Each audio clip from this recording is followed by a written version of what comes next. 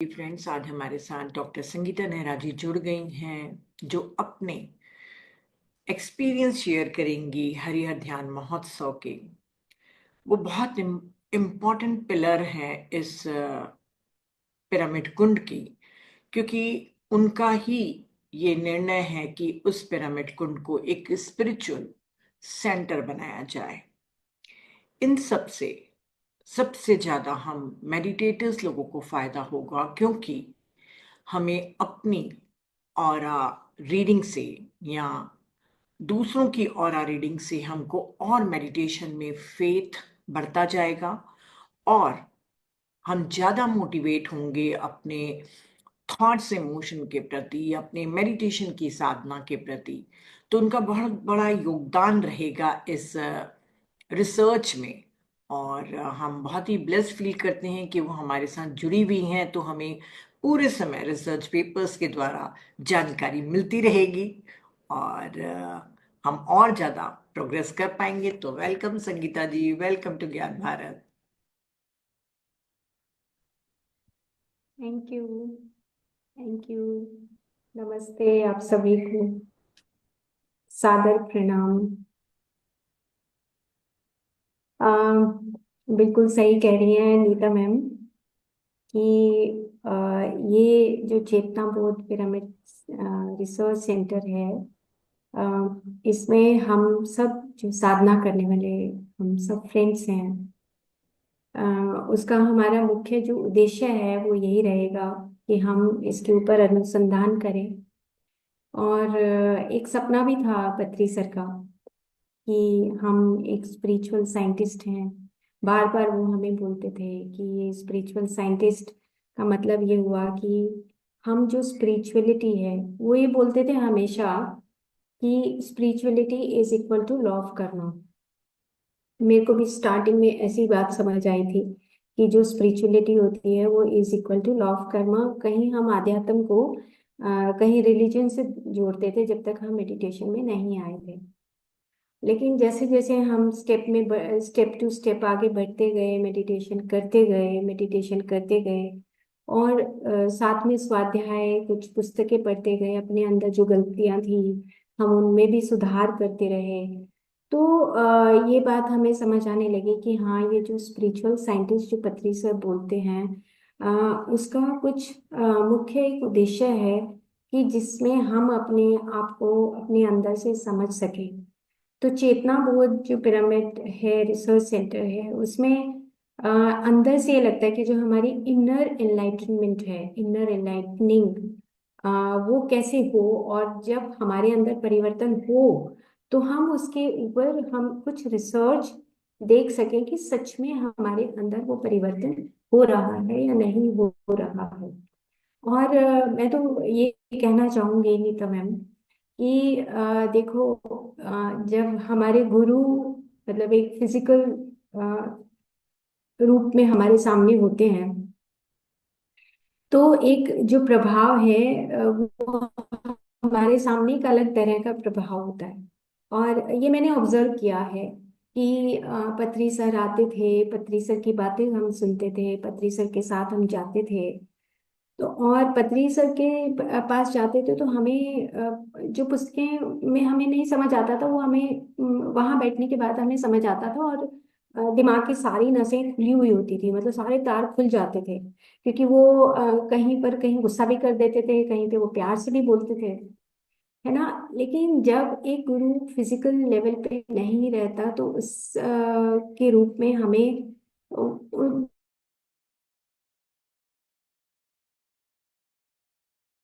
सच में हमारे अंदर वो परिवर्तन आता है नहीं आता है। और अगर आया होगा, वो सहज रूप में सच्चा अगर परिवर्तन आया होगा, तो हम फिर से खराब बातें नहीं कर सकते, फिर से हम बैक बाइटिंग नहीं कर सकते, जैसा कि हमने मेडिटेशन के बाद सीखा था। और फिर से हम वो गलत चीजें भी नहीं कर सकते जो हमने अपने गुरु के साथ वो सब चीजें हमने सीखी। लेकिन क्या हम अपने अंदर वो आकलन करें कि जब हम मेडिटेशन करते हैं तो जो एक प्रकाश के रूप में गुरु अ, हमारे सामने समक्ष कहें, या जब हम मेडिटेशन करें तो हमारे समक्ष वो रहता है, और हमारे चाल से, हमारी बातों से, हमारे बिहेवियर से शायद ये बात समझ आती होगी कि सच में इनके जो गुरु हैं वो कैसे रहे होंगे, वो प्रकाश में स्वरूप क्या हमारे अंदर से वो रिफ्लेक्ट होता है, नहीं होता है। और कमियां तो मैं ये कहूंगी कि बहुत सारी कमियां होती हैं, तो हम तो बहुत बहुत लकी हैं कि हम वहां पर जो हमारा ये महोत्सव था, हरिहर ध्यान महोत्सव, उसमें विज्ञानाचार्य जी हमें एक फिजिकल रूप में भी, एक मेंटल रूप में भी, एक स्पिरिचुअल रूप में भी हमें विज्ञानाचार्य जी हमें गुरु के रूप में वहां पे मिले।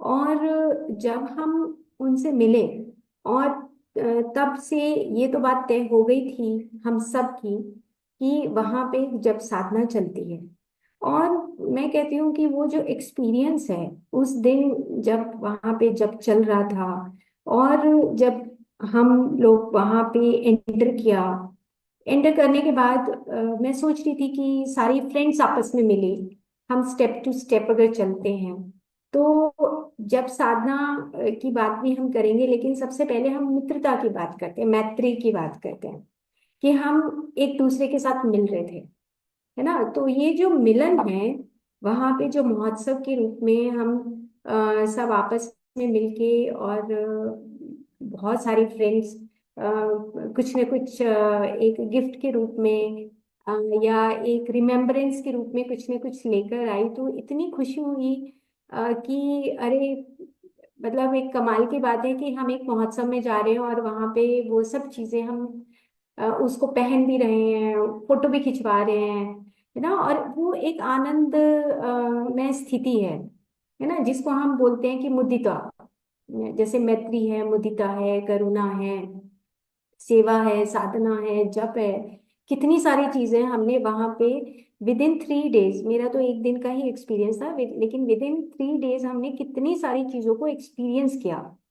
और हमने उन बारीकियों को भी समझा कि अगर हम मित्रता में जाते हैं तो हम फोटो भी खिंचवाते हैं, हमारी मुस्कुराहट भी अलग टाइप की होती है, और दिन भर हम खुश रहते हैं, है ना। तो ये एक हमारा एक अलग तरह का अनुभव था कि हम सब मिलके आपस में बात कर रहे थे कि चलो हम ऐसा करेंगे, ऐसा करेंगे। जैसे कि अभी नीता मैम बोल रही थी कि निश्चित तौर पे जो हमें रिसर्च करनी है, क्योंकि हमारा वहां पे जो फोकस है, हमारा जो पर्पस है, वो रिसर्च सेंटर शुरू करने का वो पर्पस एक ही है कि हमारे अंदर से वो इनर एनलाइटनमेंट दिखे कि हम वहां गए हैं। तो हम अब आगे जो मौन साधना में हम आगे जाएंगे तो वो दिखना चाहिए कि सच में हम मौन में हैं, या हम मौन वैसे ही आज हमने मौन कर लिया, चलो हम कल नहीं कर रहे हैं, हम रात को बैठ के कहीं पे मौन को तोड़ के हम कहीं व्हाट्सएप कर रहे हैं या फोन पे बात कर रहे हैं। तो एक हमें हर चीज इस धरती पे, इस भूलोक पे, ये जो भूलोक है ना, ये मृत्यु लोक है। मतलब ये हमारे जहन में बैठ जाए कि ये जो भूलोक है ना, ये मृत्यु लोक है। और इस मृत्यु लोक का ना जन्म और मृत्यु का टाइम सीमित है, इसमें सांसें भी सीमित है, और इसमें हमारी योनि भी सीमित है। हम वुमेन डे की भी साथ में थोड़ी थोड़ी ऐड करते हैं कि हमारी योनि भी सीमित है कि हम महिला हैं, है ना। और ये जो भूलोक है, इस मृत्यु लोक में हमारा जो जन्म से लेके और कुछ टाइम पीरियड 10 साल, 20 साल, 25 साल, 30 साल वो निकल चुके हैं, और उसमें हमारी जो मांसपेशियों की जो ग्रोथ होनी है वो भी हो चुकी है, और हमारी जितनी अंडरस्टैंडिंग बढ़नी थी वो भी बढ़ चुकी है, मतलब सांसारिक तौर पे। लेकिन उसके अंदर जो हमारी इनर एनलाइटनमेंट है, वो हमारे घर में और हम जब बाहर जाते हैं तो वो दोनों चीजें हमें साथ साथ मिला के चल रही हैं। तो ये जो भूलोक है, ये जो मृत्यु लोक है, इसमें हमें फिर से वापस आना है, क्योंकि जब तक हमारे कर्म अकर्म ना बन जाए, हर पल जो हम कर्म करें वो अकर्म की संज्ञा में ना चला जाए, जब तक हमें यहाँ पे आना ही है, ये भी निश्चित है।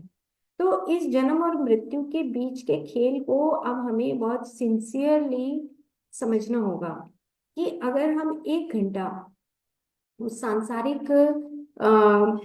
सांसारिक या उस डिल्यूजन में या इल्यूजन में या सांसारिक माया में अगर हम खर्च कर रहे हैं तो हमें ये रिकॉर्ड करने की जरूरत है कि कितना टाइम हम संसार में दे रहे हैं और कितना टाइम हम अपने उस स्पिरिचुअल साइंटिस्ट बनने के या चेतना बोध के लिए दे रहे हैं। ये हमें तय करना होगा। तो हमें एक एक्सपीरियंस के तौर पे वहां पे मेरा जो मैं अपना रियलाइजेशन बता रही हूँ कि जो एक्सपीरियंस है कि हम रात को हमने जब जब किया तो अंदर से ये बार बार आ रहा था कि देखो हम जब जब करते हैं तो अनीता मैम आपको याद होगा कि वहां पे एक लेडी थी और उसने पूरा अपना कवर किया हुआ था और वो बार बार कुछ कुछ क्रियाएं कर रही थी। मतलब उसके अंदर जो भी भाव होगा, जो भाव शरीर है, वो उस भाव शरीर के अकॉर्डिंग वो अपना कुछ कुछ वहां पे कर रही थी। तो अंदर से ये एक एक्सपीरियंस हुआ कि यार अगर हम जप करते हैं तो कितने सारे बदलाव हमारे भाव शरीर में होते हैं, हमारे भाव निकलते हैं बाहर और वो कहीं दबे रहते हैं, उसके बाद वो बाहर निकलते हैं और फिर वो बाहर निकल के नष्ट हो जाते हैं, खत्म हो जाते हैं और हम फिर से एक प्योर उस चेतना की स्टेट में आ जाते हैं। तो जप को हम बहुत मतलब एक महत्व दें। जब हम वहां पे जाएं आगे या जब हम वहां से आए हैं तो बहुत वंडरफुल एक्सपीरियंस था कि जब हमने जप किया वहां पे भले ही, और जब थकावट होने लगे, जब मेरे को भी ऐसा थकावट होने लगी तो ये निर्णय लिया कि ठीक है अब हमें वहां से जाना है। तो वंडरफुल एक्सपीरियंस था वो, जो फ्रेंड्स मिली और उनके साथ जो बातें हुई, फोटो खींचा और हमने खाना खाया, इतना अच्छा खाना था वहां पर। वो खाना हमेशा सोचते हैं कि हम कम खाएंगे लेकिन हमेशा खाना ज्यादा खाया जाता है ना। तो हमने खाना भी सबने मिलके बहुत बहुत इंजॉय किया उस खाने का भी। और जो ये चेतना बोध पिरामिड जो बना है, ये आप सबकी सहायता से, मैं कहती हूँ कि आप सबका जो कंट्रीब्यूशन है, अ, उन सबके कंट्रीब्यूशन से, नीता मैम के कंट्रीब्यूशन से और सभी के कंट्रीब्यूशन से ये पिरामिड बना है। और ये पिरामिड हम पहले से कहते आ रहे हैं कि ये साधारण पिरामिड नहीं है। वृंदावन का जो पिरामिड है वो साधारण पिरामिड नहीं है, वहां पर बहुत सारी शक्तियां काम कर रही हैं। उस चीज का रियलाइजेशन जब हम पिरामिड में बैठ के हमने ध्यान किया तो उस चीज का रियलाइजेशन हुआ कि ये एक तपस्थली है। तपस्थली वो होती है कि जहां पर आपके जन्मों जन्मों के कष्ट मिट जाते हैं, जल जाते हैं, भस्म हो जाते हैं। तो वो तपस्थली कैसे रियलाइजेशन हुआ कि जब हम वहां पे मेडिटेट कर रहे थे, जप कर रहे थे, तो एक अंदर से एक आनंद की स्थिति ऑटोमेटिकली थी कि वो जो आनंद की स्थिति है, अ, उसको बीच में ऐड करते हैं कुछ, कि जैसे जब हमारा फर्स्ट डे था और हम विशुद्ध प्रेम की बात कर रहे थे, तो जो हमारे दिमाग के अंदर जो पोर्टल्स होते हैं वो खुलते हैं। तो एक जो विशुद्ध प्रेम है, या हम सेवा का भाव भी रखें, या हम उसको कहें कि दूसरों को सुख देना, तो ये चीज हमें रियलाइजेशन हो रही थी वहां पर कि अब ये टाइम जो है ना बहुत नजदीक आ चुका है। जैसे मतलब शायद मैंने पहले कभी नहीं कहा होगा कि ये भूलोक है, मृत्यु लोक है। मैंने शायद जिंदगी में कभी भी ये रिपीट क्या कभी सोचा ही नहीं था कि इतनी बड़ी दुनिया में हमारा जो आना है वो तय करता है कि हमें क्या करना है। तो ये बार बार अंदर से ये बात आ रही थी अनुभव में कि अब ये समय है कि आप अपने आप को कंट्रीब्यूट कर दो, मतलब सरेंडर कर दो, डिवोट कर दो, क्योंकि लाइफ धीरे धीरे बढ़ती जा रही है और ये मांसपेशियां हमारी जैसे जैसे सभी की होती हैं ऐसे हमारी भी उम्र बढ़ती जाएगी। उम्र बढ़ती जाएगी तो हमारी मांसपेशियां, बोलने की शक्ति, चलने की शक्ति, खाने की शक्ति, ये सब चीजें क्षीण होती चली जाएंगी। तो अंदर से ये भाव आ रहा था वहां पर बैठे बैठे, रोना भी, मतलब एक हैप्पी टीयर्स भी थे कि कितनी खुशी मिलती है कि जब हम सब मिलके जब सत्संग करते हैं, ध्यान साधना करते हैं।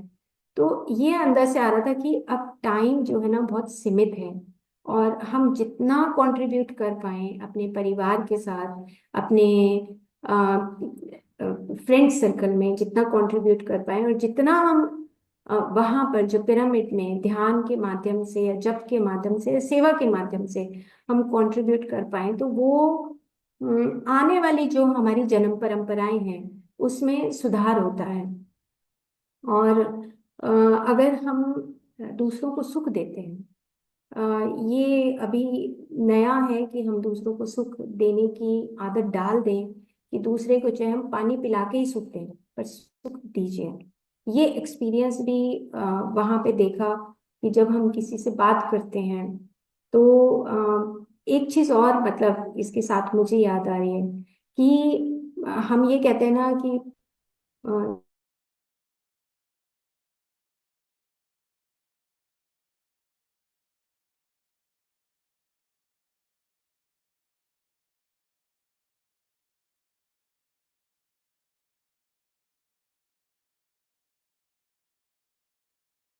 हैंग हो गया क्या? हाँ, हैंग हुआ है। मुझे लगा मेरा नेटवर्क तो नहीं है। वो ऑफिस से ज्वाइन करी हुई है अभी। हाँ हाँ, वही है।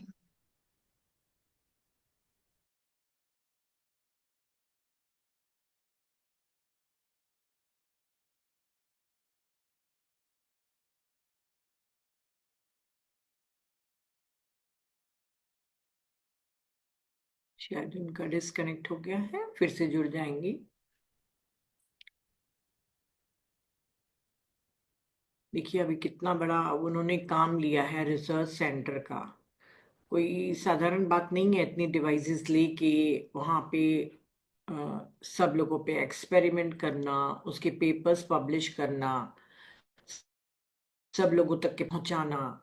तो वो बहुत जल्दी फुल टाइम वहाँ पर काफ़ी समय देंगी। और वाकई हमारे पीएसएसएम के लिए और हम सब लोगों के लिए बहुत प्राउड की बात होगी जब हम वैलिडेशन पाएंगे। जब हम एक्सरसाइज करते हैं, डाइट कंट्रोल करते हैं ना, तो डॉक्टर्स की रिपोर्ट देख के बड़ी खुशी होती है, ब्लड रिपोर्ट देख के। तो वैसे संगीता जी जब हमें ऑरा की देंगी ना, तब हमको उतनी खुशी मिलेगी। यस संगीता जी।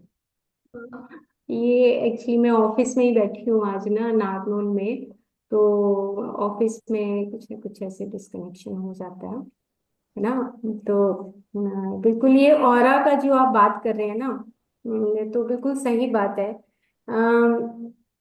ऑरा की भी टेस्टिंग होएगी आने वाले समय में, और ऑरा की टेस्टिंग से हमें बिल्कुल क्रिस्टल क्लियर हो जाएगा कि हमारे अंदर कितने, अंदर की जो हमारी सटल बॉडीज हैं, और हम जो सटल बॉडीज हैं उसमें कितना परिवर्तन हमारे अंदर हुआ है। वो हमारे मतलब बिहेवियर से भी पता लग जाता है। मतलब धीरे धीरे ना हमें अपने आप को इम्प्रूव करना है। मतलब उसी पैटर्न में नहीं जीना है, क्योंकि हमारे पास समय नहीं है।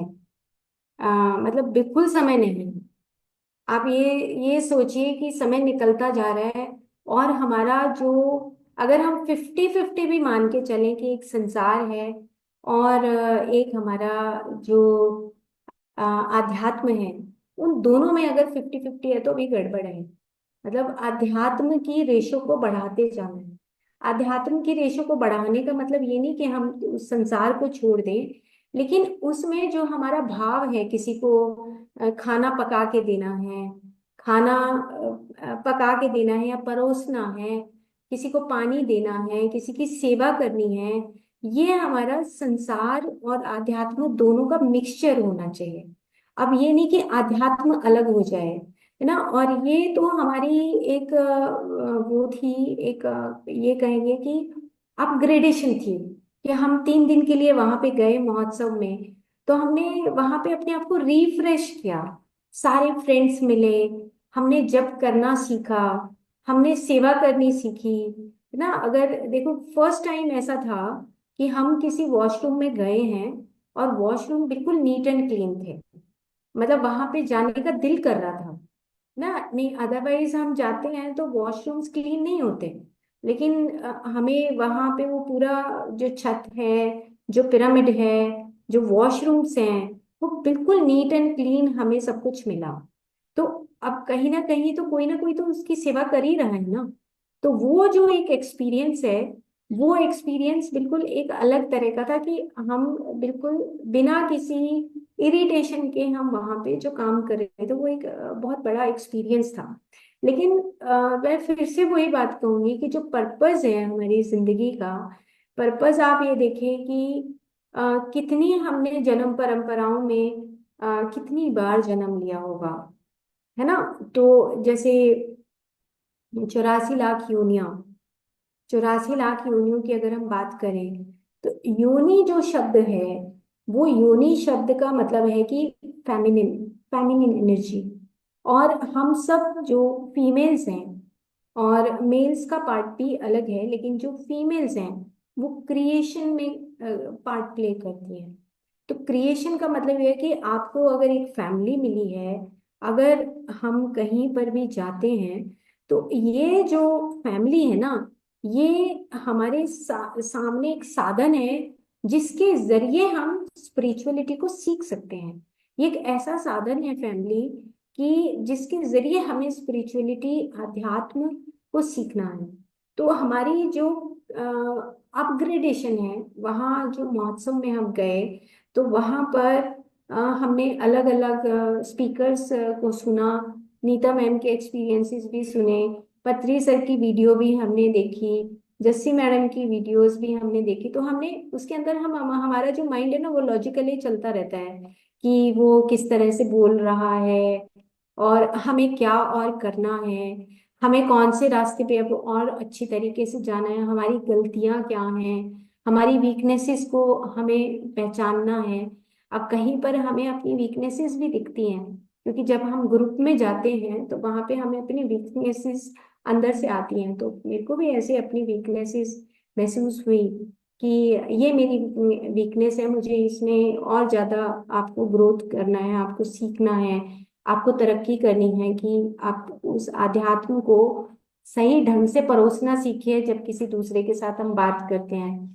तो ये एक्सपीरियंस भी हरिहर ध्यान महोत्सव में सीखा कि एक और भी सीखा कि जो टाइम मैनेजमेंट है, हम जैसे, क्या होता है कि टाइम मैनेजमेंट भी एक बहुत बड़ा सब्जेक्ट है कि जैसे समय पे आना, समय पे जाना, समय पे बात करना, समय पे बात नहीं करना, कितनी देर हमें ध्यान करना है, कितनी देर हमें जप करना है, कितनी देर हमें गायों के साथ वहाँ सेवा करी, या हम गए वहाँ गायों को हमने देखा नहीं देखा, उनसे प्यार किया नहीं किया, कुछ चीजों को हमने मिस भी किया कि हमें हमने हमें मतलब रियलाइजेशन होता है हमें खुद में कि ये चीजों में गैप आया, और इन चीजों को आगे से हम उस गैप को नहीं करेंगे। हमारे अंदर वो सुधार आने की गुंजाइश और ज्यादा बढ़ जाती है जब हम ग्रुप में कहीं इकट्ठे होकर हम काम करते हैं। तो उस ग्रुप में हम सीखते हैं। घर में तो सब अपनी कंफर्ट जोन में रहते हैं, घर में तो कोई फर्क नहीं पड़ता, जब सोना है तो सो जाएंगे, उठना है तो उठ जाएंगे। लेकिन अगर एक अच्छा ऑब्जर्वर वो होता है कि जब हम देखें कि यार ये वाला माहौल है, अगर कुर्सी नहीं है तो हम खड़े होकर भी तो खाना खा सकते हैं, है ना। वो हम कंफर्ट जोन से बाहर आके ही हमारी लर्निंग होती है। तो हम कंफर्ट जोन से बाहर आके हमने हमारी जो लर्निंग थी कि हमें समय से कमरा नहीं मिला मान लो, और हमें कहीं से ऑटो से जाना पड़ गया, तो उसमें हाय हाय करने की बजाय हमें ये सीखना चाहिए कि हम कैसे इस ब्रह्मांड की मदद कर सकते हैं ना। और देखो आप, विज्ञानाचार्य जी 18 ईयर से वो मौन साधना में है।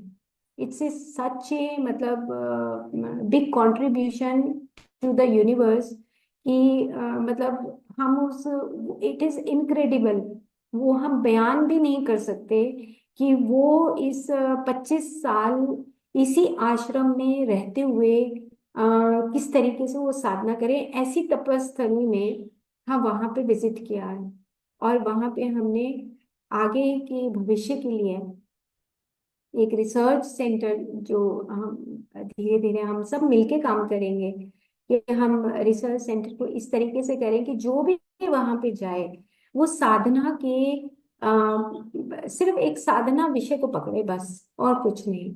महोत्सव एक पार्ट है, उसका एक हिस्सा है, ठीक है, लेकिन आने वाले समय में साधना, सेवा, जप, ध्यान और साथ में रिसर्च जो अनुसंधान है, इन सब का कंट्रीब्यूशन होपफुली बहुत अच्छा रहेगा। तो मैं बात कर रही थी कि जो हमारी 84 लाख योनियां हैं,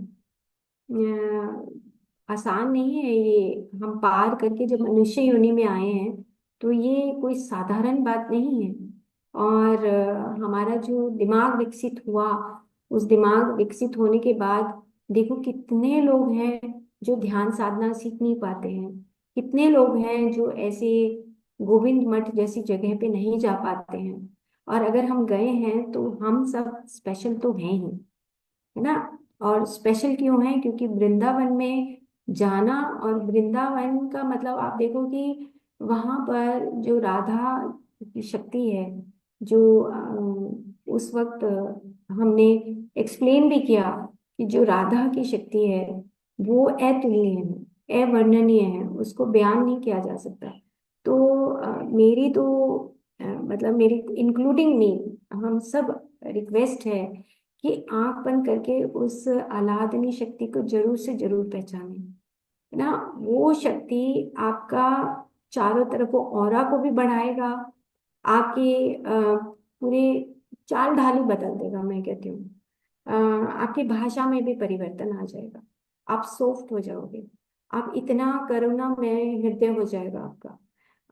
तो ये हमें स्टेप टू स्टेप लेके चलने की जरूरत है, क्योंकि रीजन बीइंग कि 95% पॉपुलेशन पूरे वर्ल्ड में अगर देखें तो उसमें से वो जो ध्यान साधना है उसमें कितने लोग जा पाते हैं। और आप सबका जो कंट्रीब्यूशन है वो अतुलनीय है, उसको भी बयान नहीं किया जा सकता कि हम कुछ स्पेशल अगर कहें कि अरे इतना। देखो बिना पैसे के काम नहीं हो सकता, बिना सेवा के काम नहीं हो सकता, है ना। और बिना इंसानों के काम नहीं हो सकता, मैं तो ये कहूंगी। कि क्यों? क्योंकि पेड़ पौधे तो बोल नहीं सकते, पेड़ पौधे वहां पे सिर्फ अपनी खुशबू फैला सकते हैं, पेड़ पौधे अपनी ऑक्सीजन दे सकते हैं, लेकिन जो कंट्रीब्यूशन है वो इंसान का ही रहेगा। तो हम आने वाले समय में हम सब मिलकर वहाँ पे गोविंद मठ में एक ऐसी रिसर्च के माध्यम से, रिसर्च का मतलब आप ये समझिए कि एक रिसर्च पेपर एक अलग पर्सपेक्टिव है, लेकिन वहां पे जो आप साधना करें, अपने घर में जो आप साधना कर रहे हैं या अपने ऑफिस में बैठ के साधना करें, और फिर वहां गोविंद मठ में जाने के बाद जो साधना होगी, आप वो देखना कि वो साधना जो है ना, जैसे गुरु निकलता है ना, मतलब गुरु का मतलब वो प्रकाश दिखता है, अंदर से रिफ्लेक्ट होता है, सब कुछ रिफ्लेक्ट होता है ना। तो वो ही हम सबके अंदर से वो रिफ्लेक्शन आना चाहिए कि यस ये साधक है, ये साधक है। और इसके अंदर ये बदलाव इसी लाइफ में हमने देखा है, ऐसा था। क्योंकि वो हमें हर उस पैटर्न को काटना है। क्यों क्यों काटना है? बस ये चीज याद रखने की भूल हो गए, ये मृत्यु लोक है, यहाँ पे जन्म और मृत्यु और सांस सब कुछ तय है, कोई ना बढ़ा सकता ना उसको घटा सकता। तो अगर हम 70 साल के भी हैं, 80 साल तक भी जिएंगे, तो भी समय बहुत कम, तो भी हमारे पास। क्यों? क्योंकि 70 से 80 साल अगर अगर हम अपने ही सराउंडिंग में अपने पेरेंट्स को, अपने बड़ों को देखते हैं, तो उनकी चलने की शक्ति नहीं रहती, है ना। वो एक ही रूम में अपनी लाइफ को 5 इयर्स 10 इयर्स बिता देते हैं। तो कहने का भाव ये है कि जब तक हम यंग हैं, या जब तक हम एडल्ट हैं, या जब तक हम ऐसी स्थिति में हैं कि हम गोविंद मठ जा सकते हैं, ट्रेवल कर सकते हैं, साधना कर सकते हैं, तो हम जरूर से जरूर अपनी लाइफ के उस आध्यात्म के हिस्से को बढ़ाएं। उस हिस्से को बढ़ाने से ही हम उस सांसारिक जो हमारी हमें मिला है वो संसार, उसमें हम सक्सेस हो सकते हैं। अगर हम उस आध्यात्म के हिस्से को सिर्फ एक सुबह मेडिटेशन, शाम को मेडिटेशन, या उस किताब को पढ़ना रखेंगे, और वैसे हमारी जर्नल जो जिंदगी है उसमें, अगर अब मेरे साथ जो सबॉर्डिनेट यहाँ पे हमारा 200 से 300 का स्टाफ है, अगर मेरा उसी उन्हीं में बिहेवियर में मेरा ईगो अगर झलकेगा, तो फिर मेरा काहे का मेडिटेशन, काहे का मेरा विजिट करना हुआ गोविंद मठ का, है ना। तो ये चीजों में परिवर्तन बहुत अनिवार्य है, अगर हम अपने आप में एक परम तत्व तक पहुंचना चाहते हैं। चेतना बोध, मतलब चेतना का बोध हमें हर पल होता रहे। ये रिसर्च का मतलब है कि फिजिकली कोई हमें अगर देखे तो हम ये कहें कि अच्छा, जैसे एचपी बेलोवेत्स्की थी ना, जैसे एनोडिया जूलियत है ना, ऐसे ही हम सब फ्रेंड्स ऐसे ही हैं कि हमारे अंदर भी वो परिवर्तन, और वो परिवर्तन भी बदले ना, वो परिवर्तन जो है सहजता में ट्रांसफर हो जाए। और वो ये हमें धीरे धीरे करने की जरूरत है, वो सहज हो जाए कि बस फिर परिवर्तन ही। क्योंकि अब पत्री सर जब फिजिकली थे तो तब बात कुछ और थी, लेकिन अब पत्री सर एक प्रकाश के रूप में हैं। तो वो जो प्रकाश के रूप में जो सिद्धांत हैं, जो ध्यान करना है, बात करना है, हमारी उस टेरिटरी में अपने आप में रहना है। मतलब सबसे पहला उनका जो सिद्धांत था वो ये था कि आप, आपकी एक टेरिटरी है, और वो जो टेरिटरी है उसे आपको बाहर नहीं जंप लगाना। आप किसी दूसरे की बुराई नहीं कर सकते, दूसरे के बारे में कुछ कह नहीं सकते, क्योंकि आपके पास वो हक है ही नहीं। और वो चीज जहन में उतरी तो समझ आया कि हमें ये काम हमें सीखना है, और वो अब खून में रम गया, तो अब वो बात हो ही नहीं सकती ना। तो ये जो है हमारा जो गोविंद मठ है, इसमें जो हमारे सभी साथी हैं, हमारे जो सद्गुरु हैं, विज्ञानाचार्य जी हैं, और वहाँ पे हमें साल में चाहे हम एक बार जाएं, साल में चाहे हम दो बार जाएं, लेकिन वहाँ पर हमारा जो फोकस है वो साधना हो, और उस साधना से हमारे अंदर कितना परिवर्तन आए। 2 दिन, एक बार बहुत पहले की बात है, एक बार मैं विपश्यना में मैंने एडमिशन ले लिया, तो अंदर से बार बार, बहुत पहले की बात है, तो जब पत्री सर से मिले उससे पहले मैं बहुत जगह पे गई, तो मुझे लगा कि जैसे राधा स्वामी गई, ऐसे बहुत जगह गई, तो मुझे लगा कि अगर हम कहीं पर जाते हैं 2 दिन के लिए, 3 दिन के लिए, 10 दिन के लिए, तो क्या सच में परिवर्तन होता है?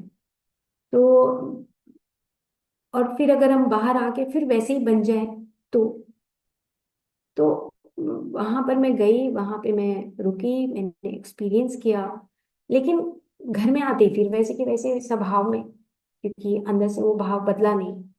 लेकिन जब हम साधना करते हैं, जप करते हैं, तो भाव 100% बदलते हैं। हम 5 दिन से 3 दिन से फर्क नहीं पड़ेगा, लेकिन अगर हम उसी चीज को, जप को आ, हम साथ के साथ अपने घर में आके उसको निभाएंगे, हम उसको करेंगे, चाहे एक आप मंत्र चुन लीजिए, ओम नमः शिवाय जैसे हम वहां करते हैं, आप ओम नमः शिवाय को ही चुन लीजिए, या गायत्री मंत्र को चुन लीजिए, या महामृत्युंजय मंत्र को, सिर्फ 3 मंत्र करिए। 3 मंत्र से भी आपको इतनी शांति मिलेगी, क्योंकि आपकी पूरी बॉडी के अंदर वो वाइब्रेशन जनरेट होंगे। तो वो भी एक अनुभव था जब वहां पे हम बोल रहे थे, तो ऑटोमेटिकली एक शक्ति आ रही थी कि हम ओम नमः शिवाय, ओम नमः शिवाय, और जो 9वां मंत्र है उसके बाद हम वहां पे स्वाहा बोल रहे हैं। तो वो एक बार बार हमारी पूरी बॉडी के अंदर, जो सूक्ष्म शरीर है उसके अंदर वो परिवर्तन आता है, वाइब्रेशन जनरेट होती है, इलेक्ट्रिसिटी जनरेट होती है। और जैसे वो जनरेट होती है, तो जो हमारा प्राण है वो ऑटोमेटिकली उसके अंदर परिवर्तन आता है, उस प्राण के अंदर। हम ये कहते हैं ना कि जितने भी हमारे कलेश होते हैं, कष्ट होते हैं, रोग होते हैं, संताप होते हैं, ये सब नष्ट हो जाते हैं। और रियली में बहुत अच्छा अनुभव था वहां पे जाने का, एक ही दिन का समय मिल पाया। और मैं थैंक्स करती हूँ सभी फ्रेंड्स का। मेरा एक ब्रेसलेट है, वो गुम हो गया मेरे से, तो उसके लिए सॉरी। मैंने डिमांड की है नीता मैम को कि वो मुझे फिर से चाहिए, तो वो जरूर से जरूर मुझे मिलेगा। तो बहुत अच्छा अनुभव था। Thank you so much all dear friends, thank you so much. Thank you Geeta ji. मैं कह रही थी कि आप विमेंस डे पे भी कुछ स्पेशल हम लोगों को कुछ कहने वाली थी, क्योंकि ज्ञान भारत में 95% विमेन ही है। हाँ बिल्कुल, वुमेन डे पे मेरे को ये कहना है कि देखो, जब वुमेन डे शुरू हुआ तो 50 years बैक एक इनइक्वलिटी हुई, कि जो इक्वल वेजेस नहीं मिल रही थी महिलाओं को। और वहाँ से वो महिलाएं जब बैठी, धरने पे बैठ गई, और धरने पे बैठने के बाद एक कंट्री की महिला बैठी, फिर 2 कंट्री की बैठी, फिर 4 कंट्री की बैठी, ऐसे करते करते पूरे वर्ल्ड में जितने भी कंट्रीज थे उनमें से मतलब मोस्ट ऑफ द कंट्रीज ने पार्टिसिपेट करना शुरू किया कि भाई हम भले ही शरीर से अलग हैं, लेकिन जब हम इक्वल काम करते हैं, एक फैक्ट्री में कुछ आग लगी थी या कुछ ऐसे डिस्ट्रॉय हो गई थी, तो उसमें जो है इक्वल वेजेस मिलते थे, लेकिन महिलाओं को इक्वल वेजेस नहीं दिए थे। तो एक पूरे वर्ल्ड में एक मुहिम शुरू हुई कि जो मेन एंड वुमेन, यानी कि शिव एंड शक्ति, दोनों की इक्वल एक पावर है ना। और जब हम भक्ति पढ़ते हैं तो यूनियन बोलते हैं कि एक शिव और शक्ति, या मेल और फीमेल, है ना, या पुरुष और प्रकृति, उन दोनों के संगम से किसी चीज का उद्गम होता है।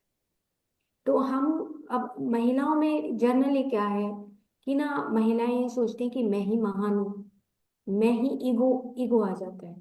तो वो जो ईगो है वो नहीं आना चाहिए। क्यों? क्योंकि जो वुमेन के ट्रेट्स हैं, देखो, मतलब हम, हमें बिल्कुल क्रिस्टल क्लियर है, हम एक्स एक्स क्रोमोसोम से बने हैं और उधर वो एक्स वाई क्रोमोसोम से बने हैं। मतलब छोटा सा डिफरेंस, मतलब इसलिए बताने के लिए कि हमें अंदर से क्लियर हो जाए कि तुम जो है बिल्कुल अलग हो, तुम बिल्कुल अलग हो। अब हम ये कहें कि हम इक्वल पे मिले, ओके, ठीक है, लेकिन इक्वल हमारा भाव शरीर नहीं है। एक पुरुष का जो शरीर है वो बिल्कुल अलग है, और एक स्त्री का जो शरीर है वो बिल्कुल अलग है। चाहे फिर हम उसमें काली माँ को देखें कि एट द मोमेंट अगर हमें रिक्वायरमेंट है तो हम उसका गला भी काट सकते हैं। अगर हमें एट पर्टिकुलर मोमेंट अगर हमें रिक्वायरमेंट है तो हम वो काली माँ जैसा भी बन सकते हैं। लेकिन अगर कॉमनली देखा जाए तो अर्धनारीश्वर जो है वो शिव और शक्ति है, उन दोनों का यूनियन है जिससे घर चलता है, उन दोनों के यूनियन से। तो अगर हम अगर अपने जो मेल मेंबर हैं, चाहे वो हस्बैंड हैं, चाहे वो बेटा है, चाहे वो ससुर हैं, चाहे वो पिता हैं, है ना, चाहे वो भाई है, वो एक, हमें वो रिस्पेक्ट उनको देना ही है। क्योंकि अ, जो महिलाएं हैं उनके अंदर जो स्त्रीत्व है, जो वात्सल्य भाव है, जो ममत्व है, जो प्रेम है, वो उन पुरुषों के पास आप पा नहीं सकते ना। वो जो प्रेम है, जो वात्सल्य भाव है, वो जो मिटरनल इंस्टिंक्ट है, वो हमारे पास ही है, वो उनके पास नहीं है। और जैसे जैसे हमारी उम्र बढ़ती है, हम खुद में भी रियलाइज करते हैं कि हमारे अंदर से ना वो जो एक सेक्सुअल लव है, जो कुछ साल जिंदा रहता है, वो उसके बाद हमारा मेंटल इंस्टिंक्ट में चेंज हो जाता है। क्योंकि वो एक फिजिकल जो लव है वो कन्वर्ट इनटू मेंटल इंस्टिंक्ट में चेंज होता है। फिर हम अंडरस्टैंड करने लगते हैं, पूरे फैमिली को अंडरस्टैंड करने लगते हैं। तो महिलाओं के पास जो गुण है ना, वो बिल्कुल उन पुरुषों के तुल्य नहीं है। महिलाओं के पास बिल्कुल अलग गुण है। लेकिन क्या होता है कि हम, आप बात करें